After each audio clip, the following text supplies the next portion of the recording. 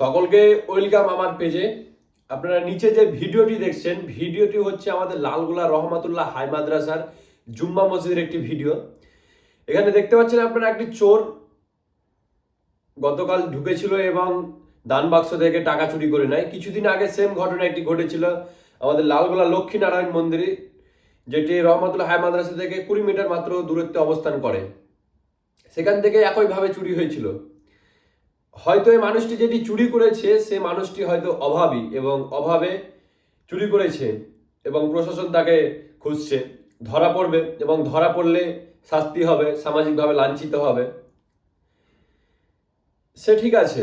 কিন্তু যারা প্রতিদিন ক্যামেরার আড়ালে, টেবিলের তলায়, ওপরে, হোটেলে, অফিসে, রাস্তাঘাটে, বাড়িতে নিয়মিত চুরি করছে, শোষণ করছে, তাদের কি হবে? ঘুষ, তোলাবাজি, কাটমানি, পক্ষপাতিত্ব, কর, ফাঁকিবাজি, অবৈধ কারবার, সুদের নামে পরিবারের রক্তচোষা, জমি দখল, বেআইনিভাবে পুকুর কাটা, পুকুর জলাভূমি বুঝিয়ে দেওয়া, পরিবেশ ধ্বংস, এবং কেউ নাগরিকের সম্পদ ভোগ করছে একইভাবে।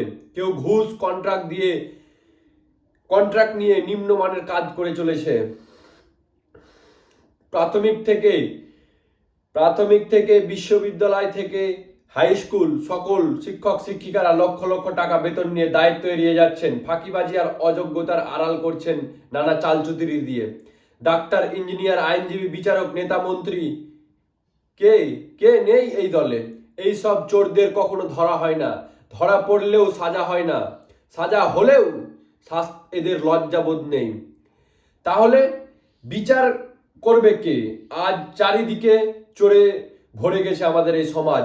এদের জন্যই সাধারণ মানুষ অনেক সময় চুরির সঙ্গে জড়িয়ে পড়ছে, কারণ বেঁচে থাকার অন্যতম উপায় হয়ে দাঁড়িয়েছে আজকে চুরি।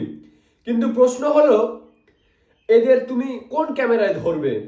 শুধু এই ব্যক্তির সংশোধন নয়, প্রকৃত অর্থে আমাদের এই তথাকথিত সংশোধন, আমাদের এই সমাজের পরিবর্তন সেদিনকেই আসবে যেদিন এই সব চোরকে আমরা প্রকাশ্যে চোর বলতে পারবো এবং চোর বলে আখ্যায়িত করব। ধন্যবাদ।